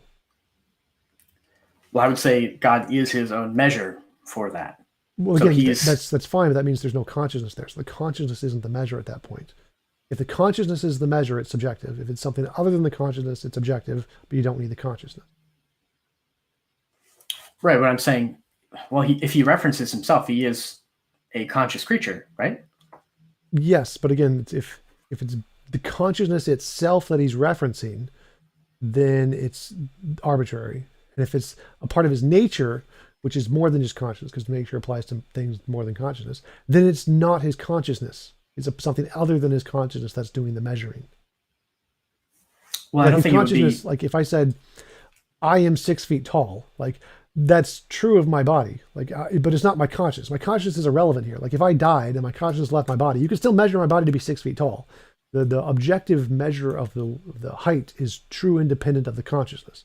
So if I reference my nature, that is irrelevant to the consciousness. Right, but so what I'm saying is that because God is a conscious creature, he's always experienced relation and morality and things like that. So it's not something that so I don't think you can separate out his consciousness and his nature as two separate things about God, is what I'm saying. So if he references himself the way he is, and the way he is as a conscious being interacting with himself in a Trinitarian kind of way, then I think that's the ground of morality in a way that you couldn't be. No offense. Well, again, so that doesn't work because consciousness and nature are two separate things. You can have nature without consciousness. Like all roses are flowers, not all flowers are roses. Well, I agree, but I don't think that's the way with God, at least in the Christian conception. Well, then there's no distinction between consciousness and nature, and you've done nothing to solve the dilemma. You've just said, I'm going to pick consciousness and say it's determined by his consciousness, and I'm just going to call it his nature. If there's no difference between God's consciousness and God's nature, then you haven't done anything to the dilemma. You've just picked the first horn and said, it's because God says so. Yeah, I mean, I'm not seeing what you're saying. I'm not picking up what you're putting down. The dilemma is something moral because of God's consciousness, or is it moral based off something other than God's consciousness? Now, if you're saying God's consciousness is his nature and those things are synonymous, then you're just picking it's because of God's consciousness and just changing the word consciousness to God's nature. You've done nothing to the dilemma. You're just picking the first horn of the dilemma. So the solution that you're saying that theists have provided doesn't work at all. It does nothing to the dilemma. You've just picked the first horn of the dilemma. So does that make sense? Yeah, I mean, I don't think. I don't think it makes sense. I'm sorry. Okay, let me go through it again. So again, the dilemma is: if something is determined by consciousness, it's arbitrary. If it's determined by something other than consciousness, it's objective. Which one is morality? Right. So I'm picking option C, I guess, because I don't. Well, that's the thing is that if God's consciousness and his nature are the same thing, because you said they're the same thing, then you're not. There's no option C there. You're just picking the first option. You're just calling it nature instead of consciousness. That's the problem. Right, but I'm saying his nature entails consciousness. I'm not saying that they're the same thing, that his nature is his consciousness, or at least if I did say that, I misspoke. But I'm saying his nature entails consciousness. Okay. So there is something else other than his consciousness that is determining morality that isn't his consciousness. I guess that's an interesting way of asking it. I'm not sure. So I don't think that there's like the being of God, which is conscious, I'm saying is the ground of morality. So he's saying what morality is based on his nature. So I don't think it's an either or. I don't think it's is it arbitrary or is it referencing some independent thing from himself? Because he's referencing himself. Well, no, it's an independent thing from his consciousness. It can still be a part of himself. Like I can say I am 6 feet tall. That is still referencing, it's part of myself. But it's a different thing from my consciousness. So again, the dilemma is it determined by consciousness, in which case it's arbitrary, or is it determined by something other than consciousness? The thing other than consciousness can still be God's nature. I'm okay with that. That's fine. But it's not his consciousness. So then I'm grounding it in his relation with himself, but that entails consciousness, which is... Well, again, so you can't do that again. So if it's his consciousness, if it's just his consciousness and nothing but his consciousness, it's arbitrary. If it's his consciousness plus his nature, that means there's something other than his consciousness determining morality. It's the consciousness plus the nature thing, this non-conscious thing. So either it's consciousness or not consciousness. Are you following? Maybe I could say it's more than consciousness. Would that? Yes, that's perfectly fine. So you're saying it's consciousness plus not consciousness. Sure. So again, when we ground morality for us, we're saying consciousness isn't enough. You need this other thing, this transcendent thing. For all humans, just the reason I can't ground morality is because you need this consciousness plus this other thing. So for God seems to have the same problem. He Right, can't but ground because he needs this other thing. And he's just going to say he has this other thing. which is himself. That's fine, but again, that's not his consciousness. So if you say that, that's fine, but that's just accepting the second horn of the dilemma. It's not his consciousness determining it anymore. You don't need the consciousness.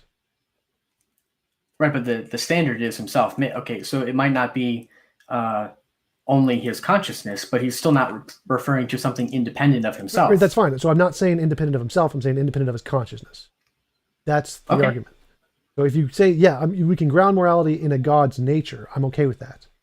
But it's not his consciousness we're grounded in. It's his nature. And those are two different things. And if you want to say that it can be grounded in a nature independent of a consciousness or as a combination of a consciousness, then there's at least some part of morality that isn't grounded in consciousness. You don't need a consciousness to ground morality. Some part of it is grounded in a nature that isn't conscious.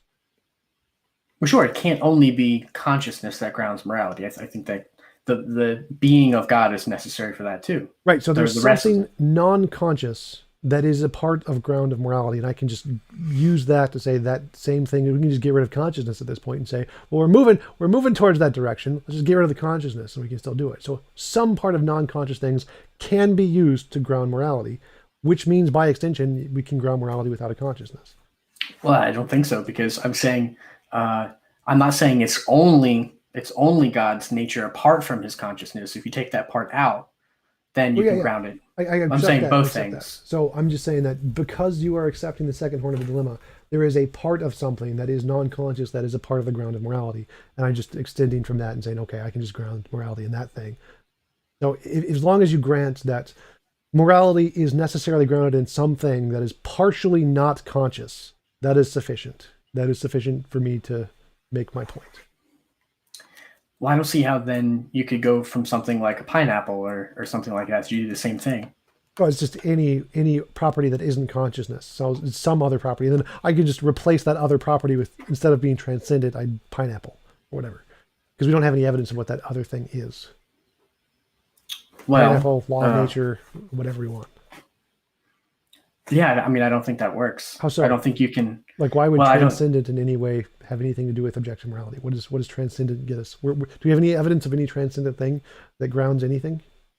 Well, I'm not presenting an evidential argument. I'm presenting a transcendental argument. So what I'm saying, I think we already agreed, right, that if morality had to be objective, it would have to be grounded in something transcendent. Well, I granted that for the sake of the argument, just to make this point. But now asking, what is a transcendent thing?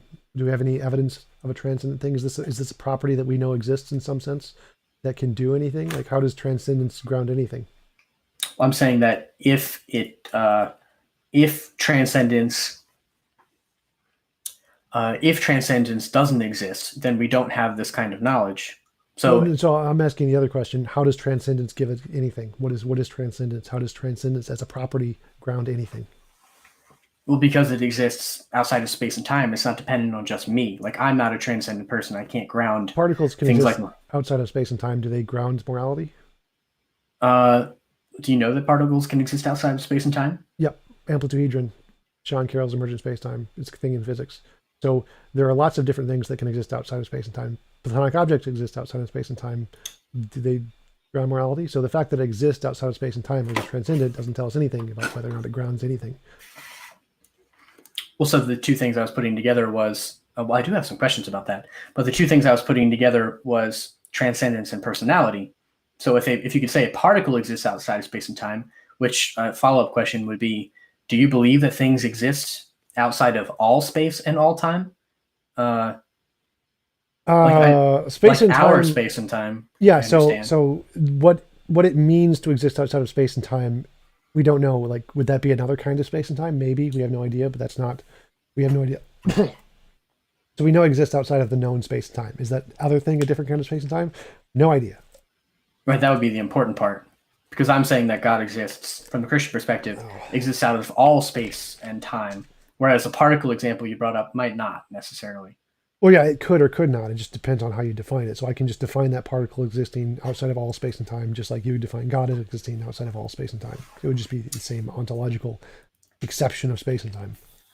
But I don't see how the particle, because it's not personal, it doesn't have any consciousness. I don't see how it can help you with things like Well, again, logic or math or morality. we know consciousness doesn't ground any of those things. It has no connection to grounding those things. Those are things that are descriptive of reality. So you don't need consciousness for any of those things. And you can disagree with that. That's fine. But I'm just going to go again. Consensus. We don't need those things. So the point is that transcendence. How does transcendence do any of that? Transcendence doesn't ground anything. That property, just because it exists outside of space and time, does not in any way ground anything else. Right, and I'm saying if transcendence is coupled with consciousness, then you have the ability to do that. Consciousness can't ground it, and transcendence can't ground it. So adding them together also can't ground it. Well, I'm saying that is what happens. That, at least in theory, that is what happens if you couple those two things together. Because one independent of the other can't do it. I think we agree on that. Just us together, our consciousness can't do it. Just a particle outside of space and time, I don't think can do it either because it's not conscious. So I don't know that we agree on that, but so let's say that I teleported outside of space and time and became transcendent. Would I automatically ground morality? I don't know how that would work. I don't know how you. Well, it doesn't matter how it would work. That's not the point. Is that suppose it could happen? Would that, based off of your logic, if I can just teleport outside of space and time, does that mean I somehow ground objective morality? Well, I don't think you're a being that could exist outside of space and time. Well, the could isn't relevant here, so it's just a logical proposition, transcendental, or what is it? I think it's a transcendental. I don't remember transcendental argument. If A equals B, B equals C, then C equals A. If something that is conscious and outside of space time grounds morality, and I could teleport outside of space and time, and I'm conscious, then I would then ground objective morality. So it seems like based off your logic, just anything that is conscious that could exist outside of space-time would just be the grounds of objective morality. Problem is that is totally arbitrary. Well, I don't think it follows, because it sounds like what you're saying, at least in my mind, what is being said is if a being who cannot exist outside of space and time exists outside of space and time, then he could do these things. That's what I'm hearing. No, so I'm asking how. So just the fact that it's outside of space-time and the fact that it's conscious does nothing. It accomplishes nothing. Like there could be a deist god that's outside of space-time, it doesn't ground morality. There could be a conscious agent that does nothing outside of space-time and it doesn't ground morality. There could be a bunch of consciousness outside of space-time. Do they all ground morality? Like that just those two properties gives us nothing. Well, I don't think a deist works, at least in the epistemological sense, because we could never know, by definition of deism, what kind of morality he's grounded. Well, again, this is an ontological question of how does it ground morality. Epistemology is irrelevant. How we know about it doesn't make a difference. The question is you said having these two properties of being transcendent and being a mind grounds morality, but I just listed a whole bunch of things that are transcendent and have a mind and don't ground morality.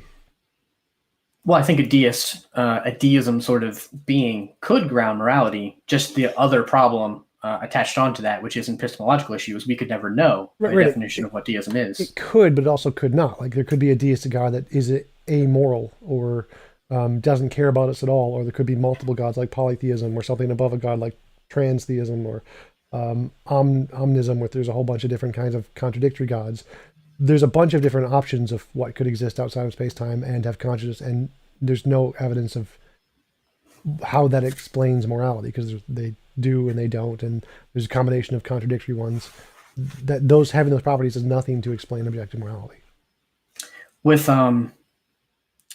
something like if there were multiple gods outside of space and time, then none of them would be ultimate. So none of them could be the source of anything ultimate. And with transtheism, I'm not sure exactly what you like. Are you speaking of like Paul Tillich's kind of transtheism? Just the general kind where there's something above a god. Wouldn't that thing above the god be God? No, because it doesn't need to be conscious. So anything could be above a god, like a law could be above a god. Karma, dharma could be above a god, which is some kind of feature of reality, like in Buddhism. There could be all kinds of things above a god. Platonic objects could be above a god. Logic could be above a god. Right. I think ultimate reality has to either be personal or impersonal. And if it's impersonal, I don't see how it could be the ground of anything that exists in consciousness. Well, it's just a composition division fallacy. The fact that consciousness exists doesn't mean that you need consciousness to make it. how could a rock or something impersonal like that produce something like morality or Emergent properties. So it's just the same way a rocks could produce a sun. If you add them together and they interact in such a way with an interaction of a new law, it can produce a new feature. a abstract conceptual feature? Yes, that's how brains work. So like our brains are just rocks that smash together and fizz, to quote Seitz and Bruggencate, and they create abstract objects through thinking processes. Well, that's a whole nother conversation. But yeah, I mean, I don't know. I just don't see that's. I mean, that's another whole conversation. Can a rock produce consciousness? Is that a sufficient kind of explanation? Can we say that you know that we are only material? And that's a whole nother thing. I don't know if you want to get down. But it seems kind of like the way we're going. It seems like you're arguing that non conscious things can't produce conscious properties. I think that was your argument, something like that. And so that seems to be like the main argument of why you think that consciousness needs to be the ground of reality. Yeah, I mean, I would say that I definitely don't think it's at least settled science that our consciousness is only the product of our brains. Well, I mean, I'd say it hasn't been like we haven't solved the origin of life, or we haven't discovered what dark matter is, but we can say it's material. That's the consensus in all of the academic fields, say it's material. And well, I mean, that just gets us back to square one with how do you round things like science and uniformity in nature and things like that. I mean, causal stuff, Yeah, all that kind of things. I'm satisfied with my answers for those. I think I presented compelling reasons why people could justify those things without a god. Well, it sounded like it was a long time ago, but Like 3 days ago. yeah, like one pot of coffee ago. Yeah. Yes, my coffee is empty of my gigantic mug. I'm very sorry. Yeah, I'm about out of my water too. So. Oh, yeah. But yeah, I mean, it seemed, if I can remember, it seemed like what you were saying is we don't need those things. We don't need an explanation or justification for causality, or the way your forehead is moving seems like I'm not representing you correctly, but we don't need a justification for causality or resemblance or any of those things. We just kind of use them inductively and move forward from there. Right, so we don't need to ground them. We can ground them in non-physical things like laws or whatever. We can just make up a law of nature that grounds causality, but we don't need to. Like it doesn't do anything for a model. It doesn't make it more plausible or more reasonable to do that. So that's why science don't. Science doesn't ground induction or the uniformity of nature in a law because it doesn't do anything to theory. It adds nothing. It's just an asserted explanation of something. But we can. Like there's nothing stopping us from doing that. But it seems to me if you don't have some kind of grounding, then you don't have a justification for doing it other than it seems to work. Yeah, and that's perfectly fine. Like we could make up a justification that's coherent. We just don't. It just doesn't do anything. It's better to ground it in. It just works. I don't know if that's. I mean, you might think that's enough, right? I understand that, but I don't think that's enough. I think it sounds a little bit more like faith than it does reason or justification or anything like that. I'm not sure what you mean there. So, like, if we say what causes dark matter, like we don't know what causes dark matter, but we can make something up. We can say it's a magical leprechaun. That doesn't make it more reasonable, though. Like we don't have faith that dark matter works. We observe it. It has an observable consequence, an observable relation to other things that we observe, and then we can explain that by making up explanations. But doing that doesn't make the hypothesis more reasonable. It's just asserted explanation. So it's more reasonable to just say, here is something we observe, and it seems to be the case, and given all the evidence we have, we know it happens. We don't know why it happens, but it happens. Yeah, I just don't think I don't think pragmatism, or at least epistemic pragmatism, I don't think that's enough for any kind of justification for something. Which, I mean, if you don't think, are you using pragmatism as a justification for things like causality, resemblance, all those kind of things? Yeah, pretty much. Induction. I don't know if pragmatism, induction. Not necessarily pragmatic, because there's lots of things in science that have pretty useless especially when they're first discovered. But I'd say induction, yeah. Yeah, I guess just in terms of using the scientific method, it would be pragmatic to just kind of assume those things, that they're going to continue the way that they were continuing. Yeah, inductively. Right. And then, so your answer to Hume's like problem of induction would be like, what would it be? To just kind of dismiss it? Oh, no, it's fallibilism. I'd say that given the evidence we have inductively, that's reason to conclude that the universe operates in this way. But you don't have any like... Well, I can give it a name. I can say it's magical leprechauns. It just doesn't, there's nothing that justifies that. It's just an assertion. I can say it's a god, or it's a magical leprechaun, or it's an undiscovered law of nature. But adding in those extra things is less reasonable than just saying we know it works and we're going to say it works. So we don't have any grounds for those other things. They're just assertions. Yeah, I mean, I would definitely say it would give at least the worldview coherence to have something like the Christian God who can explain why we expect uniformity in nature and things of that nature. Like there's coherence when it seems to me that there's coherence when I'm doing induction, when I'm assuming the uniformity of law in nature and causality. I'm being coherent and consistent, but I don't know how you're being that way. Well, again, we could just make up an explanation, but that doesn't make it consistent. It's just ad hoc. So I could say, I don't know what causes lightning, and I'm just going to assume not give an answer to it and just say, I don't know what causes lightning. It's perfectly consistent. There's no contradiction there. And saying, well, I can make up an explanation that Zeus causes lightning. I mean, it would explain the lightning. Whereas if we say that I don't know what causes lightning, doesn't explain the lightning. We just know it happens. But the more reasonable position is to say, well, we know it happens, and not give an explanation for it because we don't know the explanation for it. So I can say induction, causality, the uniformity of nature, they work. I don't know why they work. And that's more reasonable than making up an explanation of why they work. Even though you would want that, it feels good to have that explanation. It doesn't make your hypothesis better to just assert one like that. Mm-hmm. Yeah.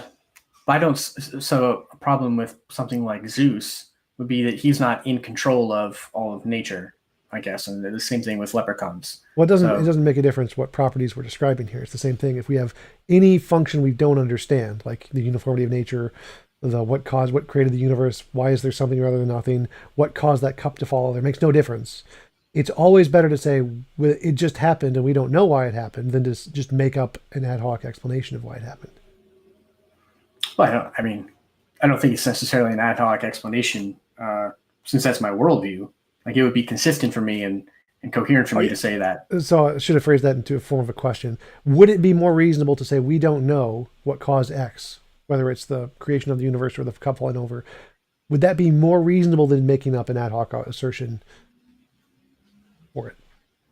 Sure, it would be. Okay, so from my position, I would just say, it seems to me that you are making up an ad hoc assertion that God is the explanation of this ultimate thing, which there's no more grounds for than just asserting it's a pineapple or a ultimate law of nature or a whatever we want. Any assertion seems to be equally as reasonable, or the scientific one would actually be more reasonable. It's just an undiscovered law of nature. So why would that not be the case? Well, I don't think I'm making an ad hoc explanation for those things because, again, it's consistent with my worldview. Oh yeah, that's my question. Is why is that? Why do you see your explanation as not ad hoc? Because I see it as ad hoc. Well, if I'm understanding what you mean by ad hoc, it's just something that once you see the once there's a hole in your explanation or something, you just kind of fill it in with this, or just like if there's something we don't know, we're just going to say, well, I can explain that by saying it's a god, kind of a thing. Mm-hmm. I don't think that's an ad hoc explanation because, again, that's my entire worldview. So I'm not just coming up with a different reason. That's the basis for all of my thinking, I guess.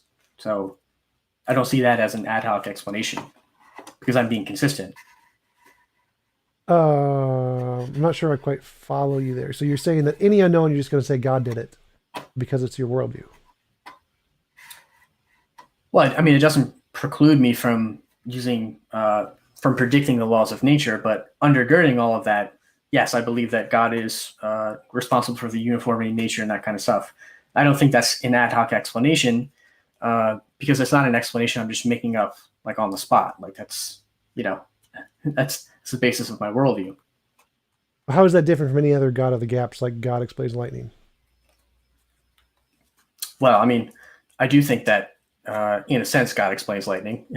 Like, so I think I'm in that camp a little bit. Yeah, I do think that God explains lightning in the fact that he's responsible for the uniformity in nature, so we can predict scientifically. Yeah, absolutely. Right. But I mean, like asking 2,000 years ago, a guy says there's lightning. Lightning is fundamental. I don't know what causes lightning, therefore it's caused by Zeus. How is that different from your argument that God causes the uniformity of nature, causality, or any of those things?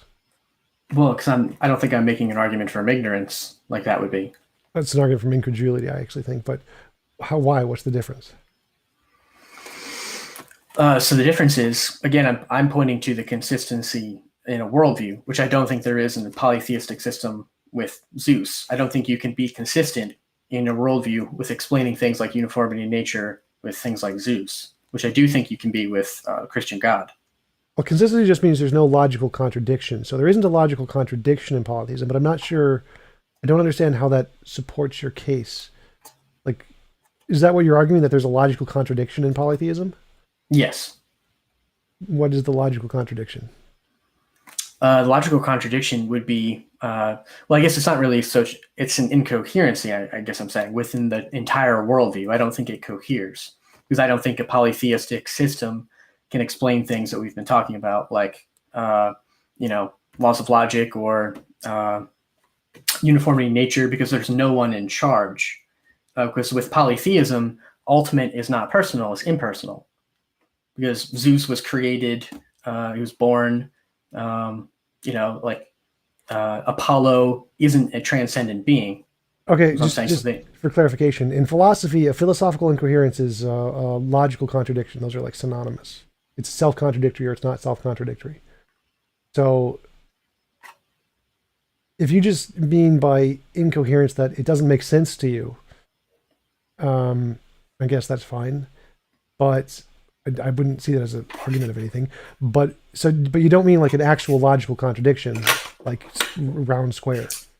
No, I'm just saying that the entire worldview doesn't cohere. Like all the facts when you by cohere, do you mean like it doesn't make sense to you? Is that what you mean by that? No, I'm not just saying it doesn't make sense to me. Like I'm not making if you're considering the correspondence theory of truth and the coherence theory of truth, I'm saying it fails the second one, not the first one. So it's not the coherence theory of truth is again a logical contradiction. So then you would have to be arguing that there is a square circle in polytheism. Not that there's, well, okay, so maybe I could phrase it that way. So I'm saying that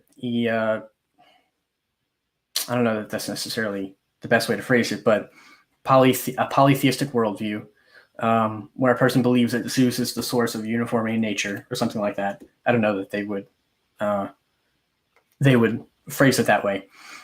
But if they believe that, I don't think that they can. So in other words, they depend on uniformity in nature and logic and math and all that kind of stuff, but they have no grounding for it, which I think is the problem. Like Zeus can't be the grounding of that. And that would be their contradiction. I'm not phrasing that as well as I could be in the kind of A equals not A that you're looking for. Yeah, so that wouldn't be a contradiction in the coherence. There wouldn't be like a philosophical coherence problem there because that's not a logical contradiction. For it to be a philosophical coherence problem, you have to be A equals not A kind of a thing. So, I mean, it seems to me that what you're saying is it just doesn't make sense to you. And that's your argument. Like when you say coherence, it doesn't cohere. It seems to me that you're just saying it doesn't make sense to you why a Zeus could ground causality of nature or something like that. But there isn't actually a logical problem you're presenting there. There's no logical contradiction that you've presented as far as I can tell. You're just saying it doesn't make sense to you why a Zeus could ground causality or whatever one. Yeah, that's what I'm saying. I guess I could phrase it in an A equals not A way that someone that in a polytheistic system, maybe you could say that it's true that Zeus grounds causality and it's not true that Zeus grounds causality. I think that would necessarily be entailed in a polytheistic system. I don't think any polytheist would grant that. So how? Right, but I'm saying. Right, I'm saying you definitely believe that. I grant that, but no polytheist grants that. So how would you actually explain it in that in their system, how would you point out that exists? Because I don't see that. I don't see any contradiction in it. Where do you see the contradiction? Like, could you phrase the argument in such a way that you could show there's this contradiction that exists in it? Oh gosh, no, not right now. I could work on it to present some kind of contradictory syllogism if you want, but I don't have that with me right now. Oh yeah, that's fine. Yeah, that would be, I think, the next step. I'd be interested in hearing about your argument. So yeah, if you could, because we've been going for like 2 hours anyway. So yeah, so if you could try to find a way to do that, I would appreciate it, because it seems to me like what you're saying is just incoherent to you, but there isn't actually a logical contradiction. But if you could point out a logical contradiction, that would be helpful in me trying to understand the presuppositionalization. But yeah, it's been a great conversation. I really enjoyed it. Thanks for coming on. Do you have any final words? I mean, I've been as nice as cordial as I've been to you. I think it would only be appropriate for you to follow through with the coffee baptism thing that we talked about earlier. So anytime that you're interested in that, we can make that happen, Tom. Probably as soon as I'm about to fall asleep, I'll be like, give me the coffee baptism. I need a coffee. Awesome. Yeah. So great talking with you. We'll talk to you later. Awesome.